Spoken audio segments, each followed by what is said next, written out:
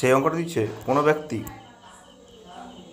ব্যক্তি ক্রয় মূল্যের উপর 25% বাড়িয়ে রেখেন, বিক্রির সময় শতকরা কত ছাড় দিলে তার মোটের ওপর 10% লাভ হবে। খুব সোজা অঙ্ক।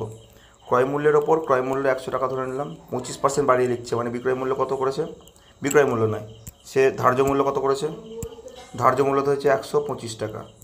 ঠিক আছে, এবার কি বলছেন, তিনি শতকরা কত পার্সেন্ট লাভ করবেন, 10%, মানে বিক্রয় মূল্য, সেলিং প্রাইস কত করবে, 110 টাকা। এটা সেলিং প্রাইস।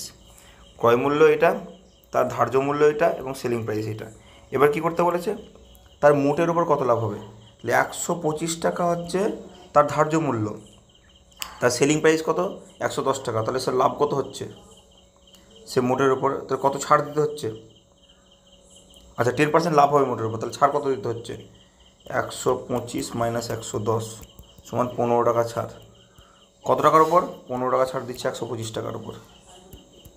তাহলে 100 টাকায় কত টাকা ছাড় দেবে, 3 5 15, 5 25 125, 5 20 100, 3 5 15, 5 25 125, 4 25 100, 4 × 3 তো 12%।